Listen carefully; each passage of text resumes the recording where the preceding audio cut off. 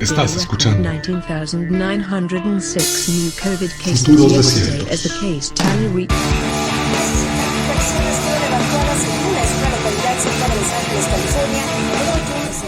Bienvenidas, bienvenidos. En este podcast buscaremos entender nuestros tiempos desde los pasados y futuros presentes en la literatura, la cultura pop y las narrativas contemporáneas. Nuestra ruta partirá desde la ciencia ficción, pero a veces la realidad nos pone a prueba. Personas humanas y entidades inteligentes ajustan sus dispositivos de recepción y escucha. Naveguemos por los tiempos en estas ondas de sonido.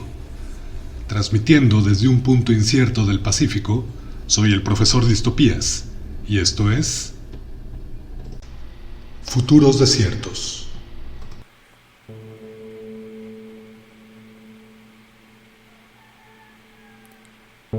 Muy buenos tiempos a ti que estás escuchando esta transmisión de Futuros Desiertos. Hemos llegado al final de temporada, y esto es solo gracias a ti, al otro lado del tiempo, que has sintonizado tus receptores auditivos, brindando sentido a las ideas que han sido lanzadas desde este punto incierto en el Pacífico. Futuros Desiertos continuará, pues tal vez estén determinados a que así suceda. Aún quedan muchísimas temáticas que abordar, retomar sagas que han sido icónicas en la ciencia ficción, películas, series y hasta cómics y novelas gráficas. Recuerden además que Futuros Desiertos está en Spotify, Google Podcast, iVoox, Apple Podcast y YouTube. Igualmente, la cuenta de Twitter es @futurodesierto y podrás encontrarme en TikTok como @profdistopías. Ahí comparto algunas cosas adicionales al libro que se reseñará cada semana, además de contenidos y reseñas de otras narrativas que esté consumiendo en ese momento. En estos tiempos de una economía basada en la atención humana, un like no viene nada mal, y es un excelente aliciente para continuar con este proyecto. Y tal vez, como escribe Robert Heinlein en el cuento Todos ustedes zombies, es más temprano de lo que piensas. E igualmente lo será cuando regrese la segunda temporada. Pero centrémonos en el presente. La semana pasada, justamente abordábamos desde Hacedor de Estrellas nociones como la ecuación de Drake, la directriz primaria o principio de no interferencia, conflictos entre civilizaciones inteligentes, telepatía, prolongación de la vida y estoicismo en un marco de ciencia ficción existencialista. Y precisamente, estas son temáticas que encontraremos en el libro El hombre en el laberinto, de Robert Silverberg. Aislamiento, reflexiones sobre la naturaleza humana y diplomacia interestelar, en el marco de un profundo e inexplicable desasosiego y formas de vida ante las cuales los humanos somos apenas un parpadeo. Comencemos.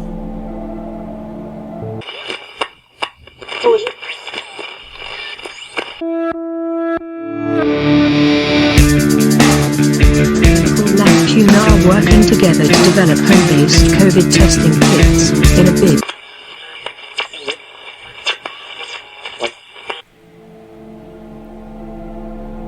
Robert Silverberg es uno de los grandes referentes de la ciencia ficción, sobre todo de la época de plata, y su extensísima obra es relevante en buena medida por la diversidad de temáticas tan amplia sobre la que escribió cientos de obras en géneros como la ficción, historia, ciencias, literatura erótica, filosofía y obviamente ciencia ficción.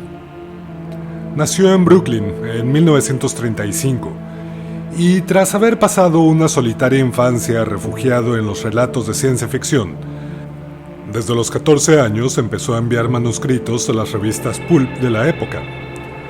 Recordemos que ya a finales de los años 30 se empezaron a posicionar este tipo de revistas, que eran aquellas elaboradas con pulpa de papel, que resultaba mucho más económica para su producción y accesible para el público en general. En un inicio solo existían 3 de estas revistas, siendo considerada la Astounding Stories la que ofrecía narrativas más elaboradas y con mayor producción editorial, y las otras se enfocaban más bien a historias de acción que buscaban atraer lectores jóvenes.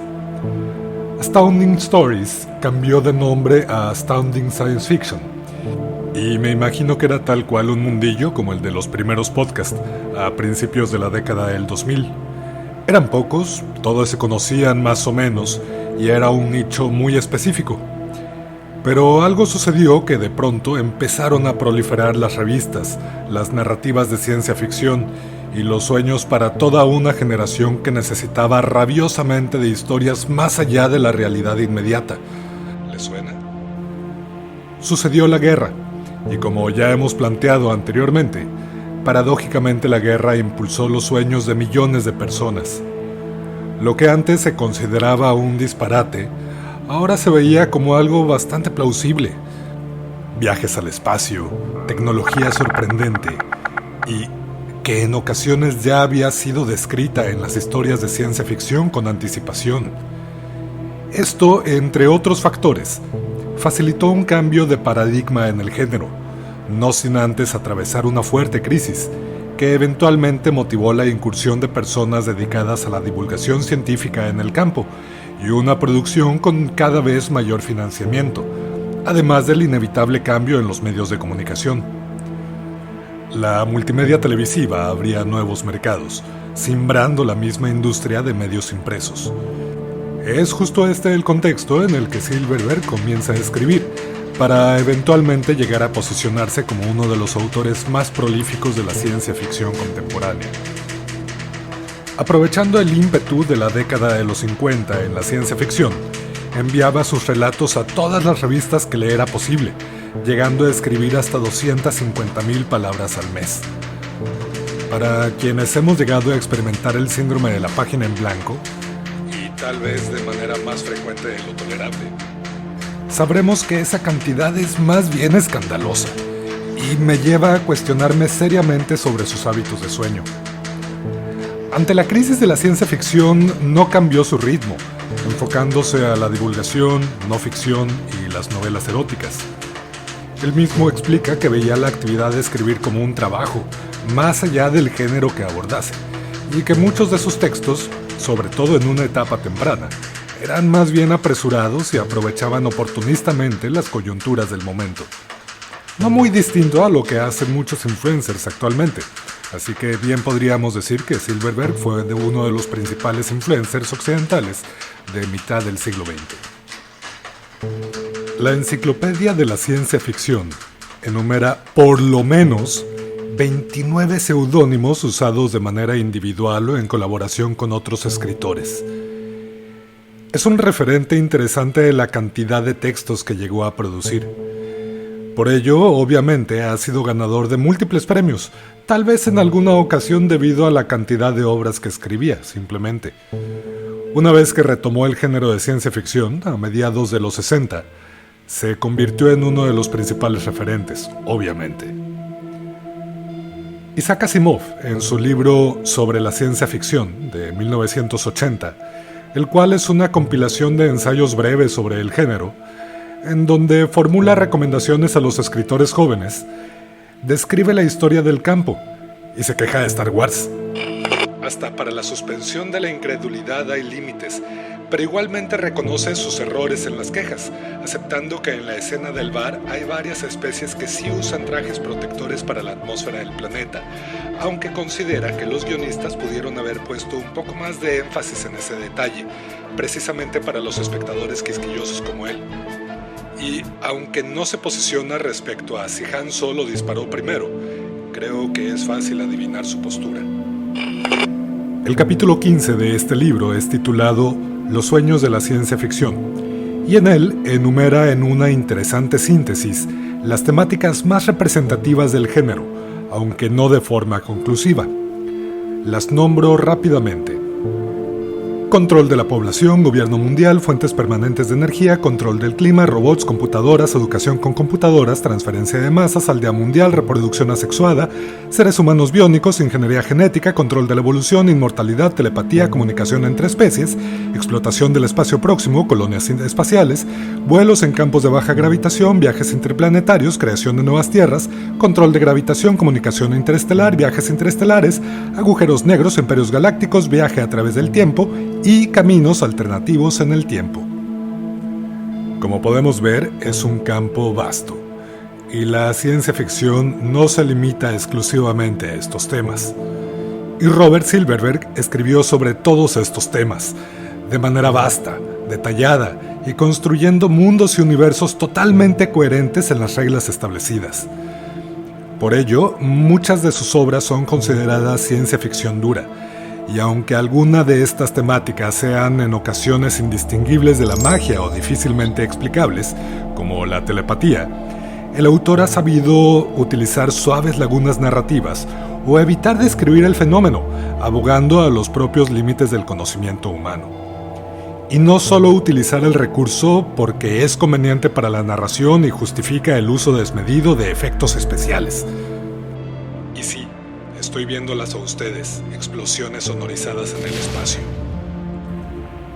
En muchas novelas aborda profundas reflexiones en torno a identidad y alienación, la absurda miseria humana, mundos distópicos con estados conflictivos, diversos viajes del héroe y eternos retornos, en un tono marcadamente fatalista, aunque más adelante en su carrera suavizó las tensiones psicológicas que anteriormente solían caracterizar a sus personajes. En El hombre en el laberinto, la inspiración en la mitología griega y sus figuras narrativas es más que evidente. La historia se basa en la tragedia de Filoctetes, escrita por Sófocles, cuyo tono irónico adopta en el centro mismo de la trama, siendo el dolor un elemento siempre presente y crucial. Asimismo, el laberinto como espacio de pruebas y transiciones y como facilitador contextual para escenarios críticos es un recurso muy común en las narrativas griegas. También, sin la intención de dejar la referencia tácita, mantiene el nombre de Lemnos para el planeta donde está ubicado el laberinto, justo como la isla donde se encuentra Filoctetes, y en la cual también hay unas ruinas de un laberinto. La historia de este héroe griego se ubica en el contexto de la guerra de Troya y más o menos trata de lo siguiente. Sucedió que en algún momento le ayudó a morir a Hércules, pues agonizaba de dolor y no podía prender una pira para ser consumido. Debido a ello, lo recompensó con su arco y flechas. En algún momento durante la guerra, Filoctetes fue mordido por una serpiente enviada por Hera por haberle ayudado a Hércules, y por lo descompuesta que estaba la herida y el sufrimiento que experimentaba, Ulises y los aqueos lo abandonaron a su suerte en la isla de Lemnos durante 10 años. ¡Qué compas! Después de ese tiempo regresaron por él porque un oráculo determinó que Troya solo podía ser tomada con su arco, y para ello, Ulises envió como emisor al joven Neoptólemo, para que le mintiera y lo convenciera de embarcarse con ellos, pero si hubiese visto primero a Ulises seguro lo mataba. Lo curó Podalirio, médico de los aqueos, regresó al campo de batalla y mató a Paris con su arco. Y colorín colorado, este cuento se ha acabado. Cricri volvió a colocar el libro en su lugar. Ahí queda para quien desee consultarlo. Y como el día era hermoso, Cricri abandonó la biblioteca y salió a ver cómo galopan los caballitos.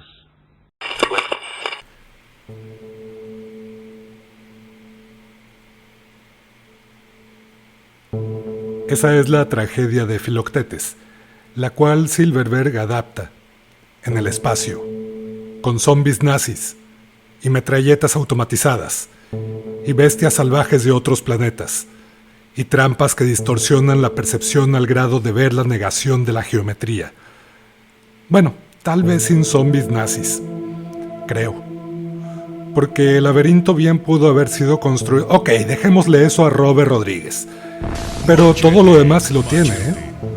Todo. A ver, en esta novela, el autor va implicando al lector en una debacle filosófica y ética en un marco de diplomacia intergaláctica, a veces de formas demasiado solemnes, pero siempre recordándonos que estamos en medio de un laberinto mortal abandonado por una civilización extinta hace posiblemente eones. Normal. Con parsimonia, el autor va colocando las piezas. Müller, un misántropo autoexiliado de la humanidad, o condenado cordialmente al ostracismo, durante 9 años, debido a que fue modificado de alguna manera por una especie alienígena inteligente. Además, un equipo diplomático va en su búsqueda. De este equipo forman parte Boardman, un oficial diplomático de la Tierra con un oscuro pasado y responsable de alguna manera de lo que le sucedió a Müller, y Rawlings, un joven aprendiz encargado de establecer el primer contacto con Müller. Y claro, la labor de atravesar el laberinto por parte de esta comitiva, un laberinto que hasta donde se sabe, solo un organismo inteligente había podido atravesar anteriormente, y es justo el hombre que buscan. El motivo por el cual lo buscan, bueno, es en muy buena medida parte del final.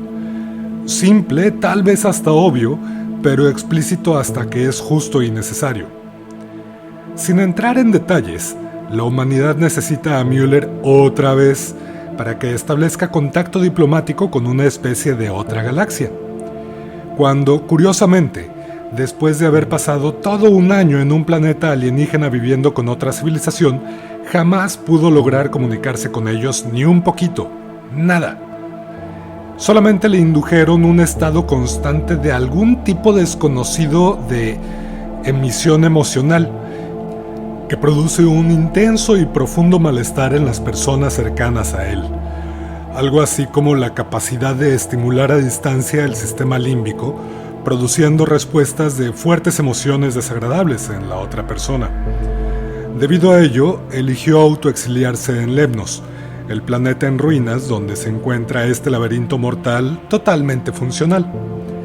El riesgo sustancial que está enfrentando la humanidad es que esta especie de otra galaxia no está visitando con muy buenas intenciones, y son seres con capacidades sensoriales tremendísimamente superiores a las humanas, capaces de ver todo el espectro electromagnético, y ni siquiera se preocupan mucho por lo que los humanos consideramos el espectro visible, por lo que probablemente ni siquiera nos vean como inteligentes, además de que tienen la curiosa costumbre de esclavizar a otras especies que consideran inferiores y utilizarlas como robots obreros.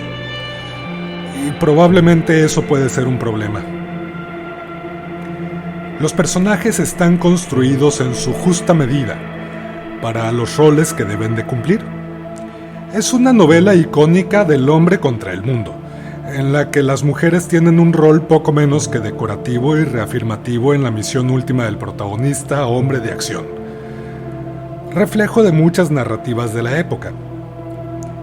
Müller es el clásico protagonista rudo pero guapo, sagaz, astuto, encantador y, claro, tan exitoso que su éxito fue el motivo de su propio colapso, enojado por tener tantos privilegios. En contraparte, Rawlings es un joven entusiasta, adaptable y con potencial, movido fuertemente por sus ideales, esperanzado y maravillado por la grandeza del cosmos, constantemente manipulado por los otros dos viejos chotos.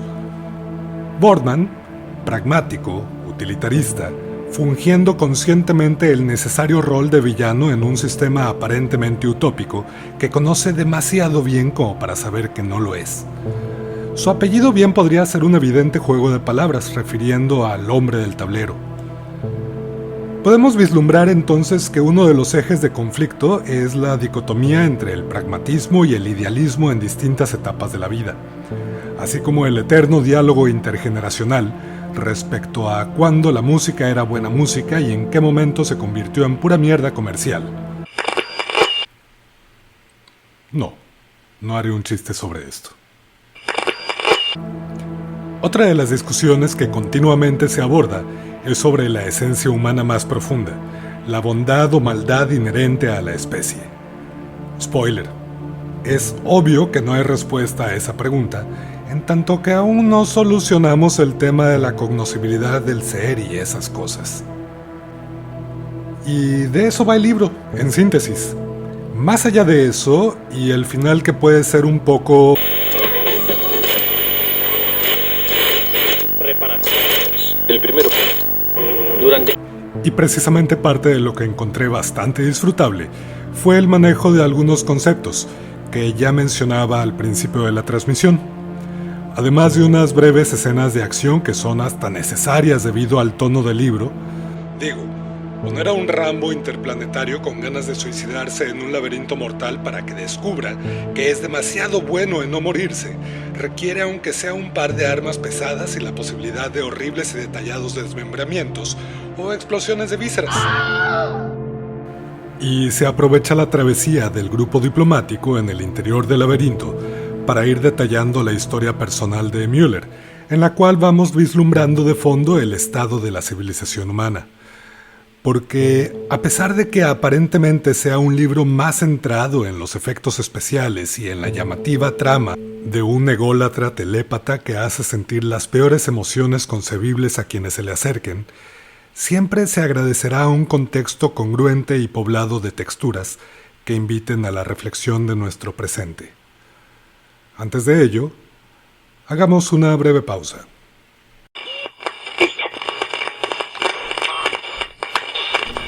Corto transmisión, misma vía de enlace.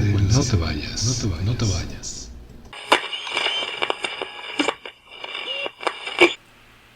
Personas con síndrome de Diógenes. El síndrome de Diógenes es un trastorno del comportamiento que suele afectar a personas que viven solas. Se caracteriza por el total abandono personal y social, así como por el aislamiento voluntario en su propia casa y la acumulación de grandes cantidades de basura y desperdicios domésticos. Es la soledad el principal factor que desencadena este trastorno. Estas personas entran en un ciclo vital bastante depresivo. Por ello, la naturaleza les da una segunda oportunidad.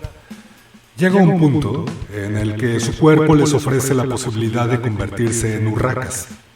Seguirán acumulando objetos, pero podrán desplegar las alas y surcar el cielo gozando de un sentimiento de libertad desconocido. Hay quienes, tras convertirse en urracas y haber saboreado esa libertad al volar, han querido volver a ser humanos, para disfrutar de la vida con esa nueva perspectiva.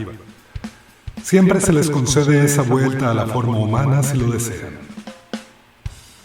Fragmento de Periferias, de Ricardo Cabolo.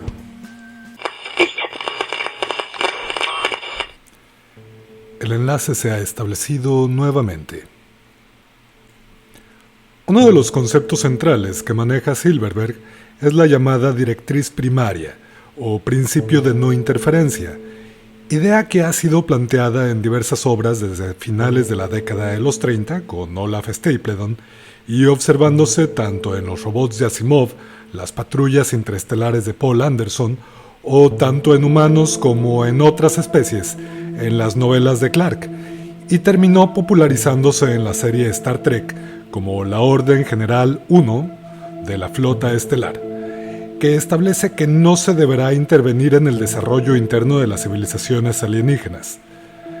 Como podremos notar, esta es tremendamente similar al principio de no intervención del derecho internacional, que establece básicamente que los estados no anden de metiches en los asuntos de otros estados, como tratando de imponer la democracia, andar opinando sobre sus religiones, o decirles qué cosa sembrar o dejar de sembrar. Que, como sabemos, eso no pasa. En este mundo en el que vivimos se respeta el derecho a la autodeterminación de los pueblos. Una vez que poco a poco la novela comienza a revelar la misión que cambió la vida de Müller, se señala que solo existen 2 especies inteligentes en toda la galaxia, por lo menos vivas. Así, nos encontramos con un escenario distinto a los que hemos explorado en otras obras, como El fin de la infancia, Tropas del espacio, La guía del autoestopista galáctico, Hacedor de estrellas o el mismo Dune, libro con el que comenzamos las transmisiones de Futuros Desiertos. Silverberg plantea un escenario galáctico bastante esperanzador en términos de diversidad biológica. Como ya lo mencionábamos anteriormente, la ecuación de Drake nos permite visibilizar el rango de probabilidad de que existan otras civilizaciones en la galaxia. A pesar de ello, el contexto en el cual se desarrolla El hombre en el laberinto es uno en el que no abunda la vida inteligente en el momento en el que la humanidad comienza a expandirse. A pesar de ello, también se le conoce al planeta del laberinto como el Osario de Lemnos, pues se encuentran en él decenas de restos de otras especies inteligentes desconocidas, que en algún momento intentaron atravesarlo. Se asemeja un poco al escenario de colonización humana planteado justamente por Asimov, pero de eso hablaremos en otras transmisiones.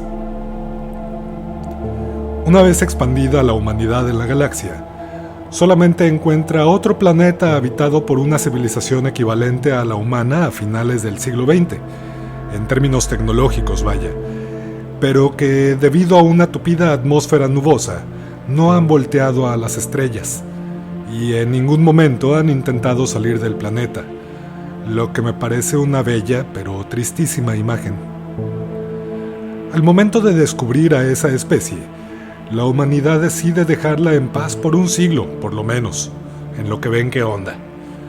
No se establece muy bien en qué momento del futuro se desarrolla la trama, pero la humanidad se ha extendido cómodamente por la galaxia, ocupando hasta 2 o 3 planetas por sistema, gracias a técnicas de terraformación y habitabilidad que no detalla, pero deja entrever estimulando la imaginación. Seguramente muchos de los mundos que llega a referir de paso pueden ser alusiones a escenarios de otras de sus novelas, aunque no me consta, pues no me he dado a la tarea de revisar concienzudamente para encontrar esas similitudes. Tal vez cuando mi esperanza de vida esté garantizada en por lo menos 200 años, cosa que no veo probable en un futuro cercano. No obstante, es otra de las ideas que aborda Silverberg en la novela, a juicio mío de forma sutil e interesante, pues dimensiona en proporciones bastante adecuadas las implicaciones de tener una vida prolongada, de por lo menos 200 o 300 años, dependiendo de la situación social y otros factores un tanto ambiguos. Menciona la voz narradora del libro. Los impuestos, la vejez, la excreción y la gravedad eran aspectos permanentes de la condición humana, aunque los 4 habían sido paliados por el progreso de la ciencia moderna. Con la muerte sucedía lo mismo. No por ello, desaprovecha la discusión propia de las etapas del desarrollo y las crisis que enfrentarían a estos humanos más longevos. Al momento de la narración, Müller tiene alrededor de 70 años y espera vivir por lo menos 60 más, debido a la falta de los servicios médicos avanzados de la época al estar aislado en el laberinto, esperando morir de viejo. Solo 60 años más, para vivir una muerte digna, porque aún su intento más seguro para buscar una muerte heroica fue infructuoso. Sobrevivió al laberinto más letal de la galaxia conocida. Para que solo 9 años después lograran contactarlo, pues le necesitan. Con estos lapsos genera una perspectiva, creo, aprehensible de lo que supondría una vida en esas condiciones. También retrata ciertos aspectos del funcionamiento de la sociedad que permiten vislumbrar los cambios que se han suscitado. Por ejemplo, la monogamia y la familia tradicional desaparecen. Se establecen contratos de convivencia temporales. Es posible cambiar el aspecto físico, por lo que este en muy buena medida depende de la ocupación del individuo, idea que haría salivar a Pierre Bourdieu. Cuentan con tecnologías para el ajuste social, modificación de conducta no punitiva. El aprendizaje es el valor más preciado en esta sociedad. Y, sin embargo,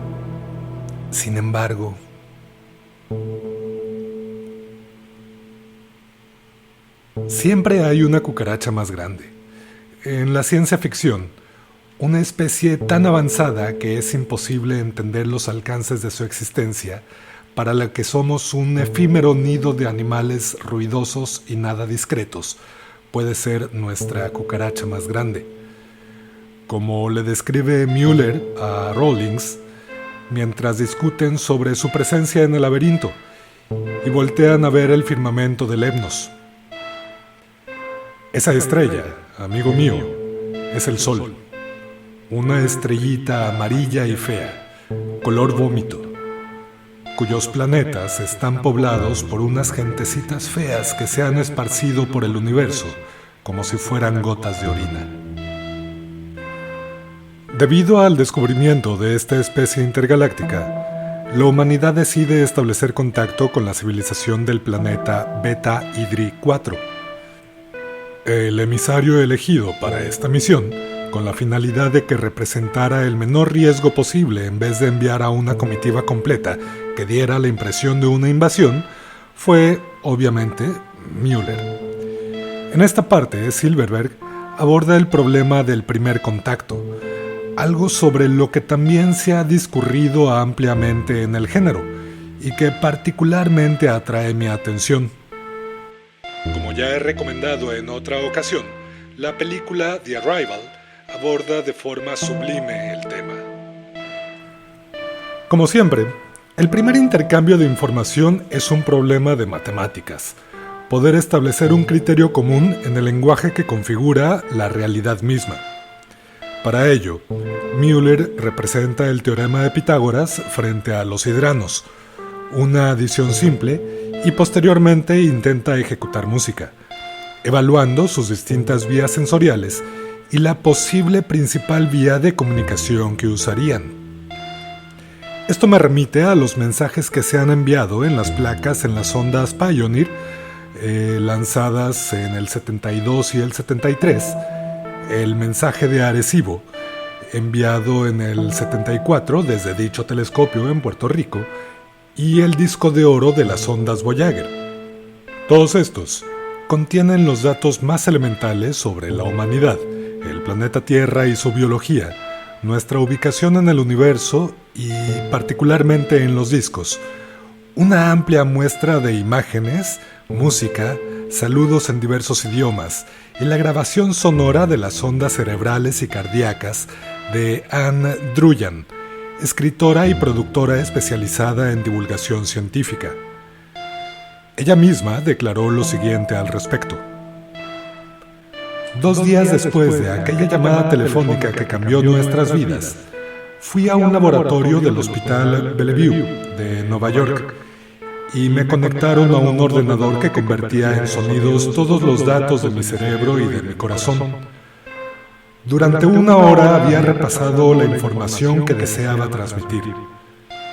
Empecé pensando en la historia de la Tierra y de la vida que alberga. Del mejor modo que pude, intenté reflexionar sobre la historia de las ideas y de la organización social humana.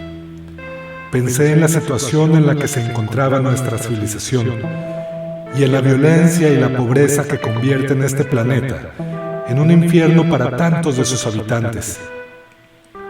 Hacia el final, me permití una manifestación personal sobre lo que significa enamorarse.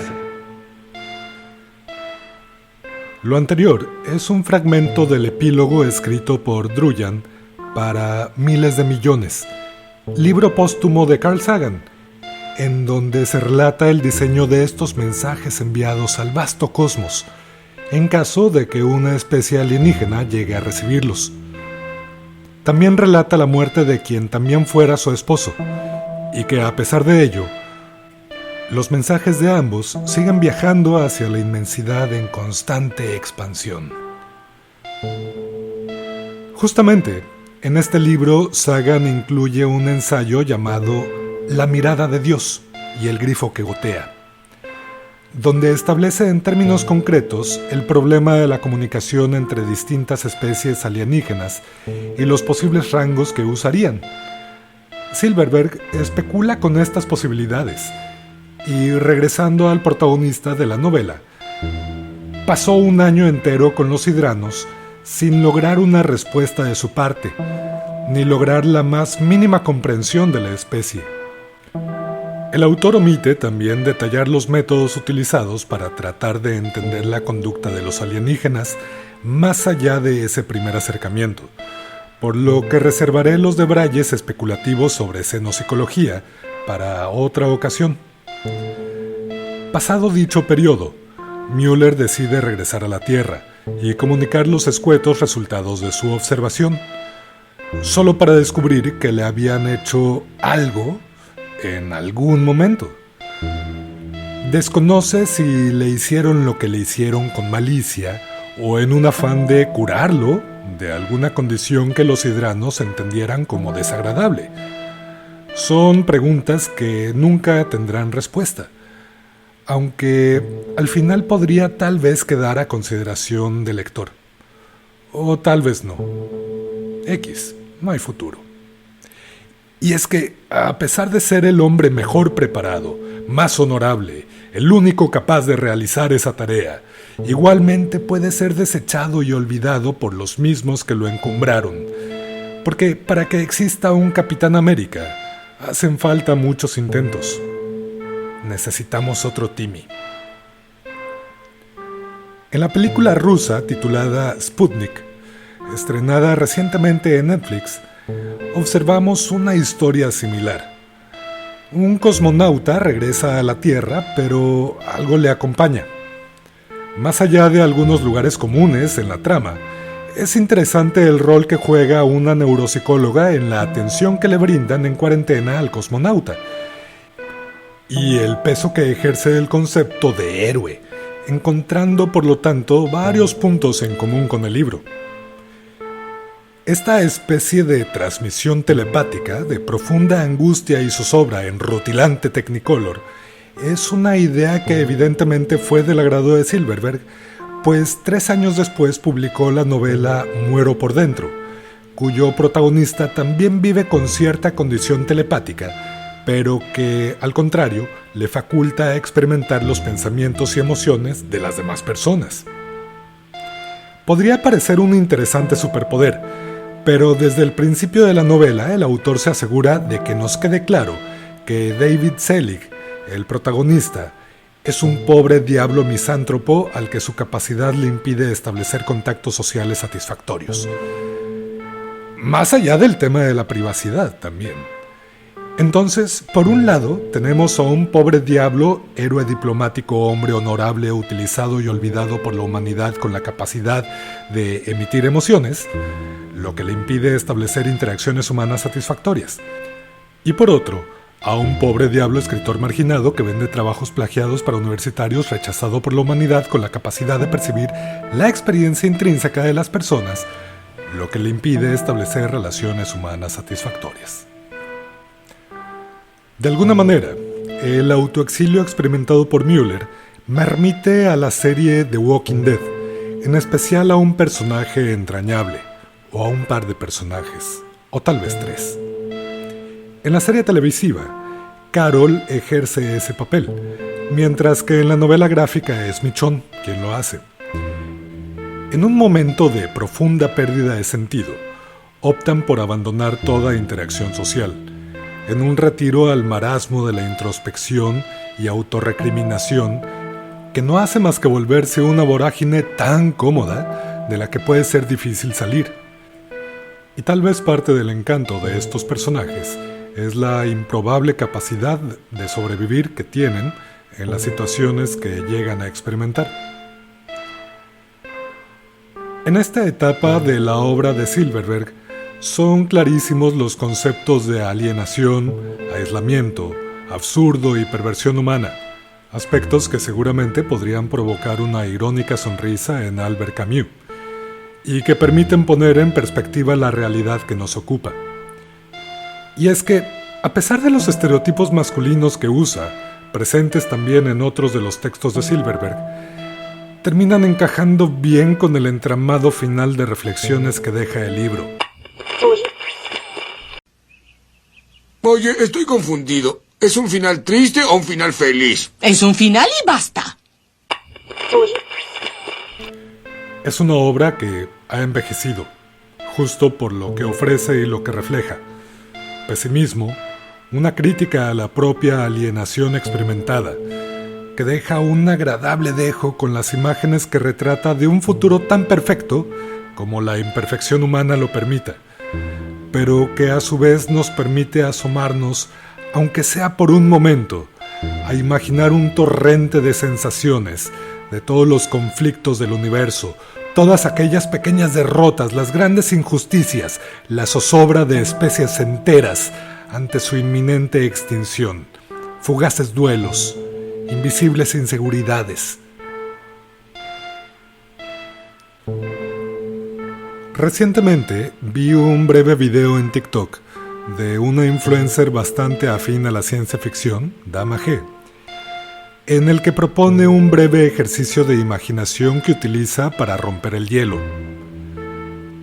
Si tuvieras la oportunidad de experimentar la sensación de quemarte en vida por un segundo, sin sufrir daño físico real, ¿considerarías hacerlo? Una experiencia gratuita y sin consecuencias. ¿Qué preguntas te harías para decidir si hacerlo o no? Obviamente no hay respuestas buenas ni malas, ni es una elaborada y perversa prueba proyectiva totalmente falta de fundamento. Es simple y llanamente una pregunta que solo pone a prueba escenarios hipotéticos para que una persona reflexione sobre la vida, el universo y todo lo demás, ante la posibilidad de experimentar sufrimiento. No obstante, son interesantes las preguntas que de ahí se derivan, ¿no? ¿Cómo afrontamos el sufrimiento? ¿Realmente este nos puede llevar a la redención? ¿Cuáles son los laberintos a los que hemos elegido ingresar? Pues así nos fue determinando nuestra vida. Creo que parte del encanto del libro es que puede llegar a ser paradójicamente liberador. Sin duda, no es un libro para leerse en cualquier momento. Y no está de más decirlo, ante la desesperanza se vale buscar ayuda.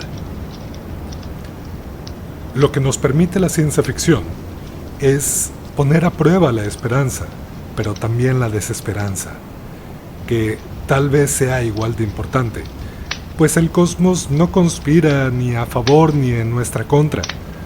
Afortunadamente, lo más probable es que el cosmos simplemente nos contenga con una profunda indiferencia y sea nuestra responsabilidad experimentar asombro ante las maravillas que nos rodean. Pero sobre ello hablaremos en próximas transmisiones. Futuros desiertos. No te vayas. Atención. Este es un mensaje a la humanidad. Atención. Este es un mensaje a la humanidad. No conocerás el miedo. El miedo mata la mente. El miedo es la pequeña muerte que conduce a la destrucción total.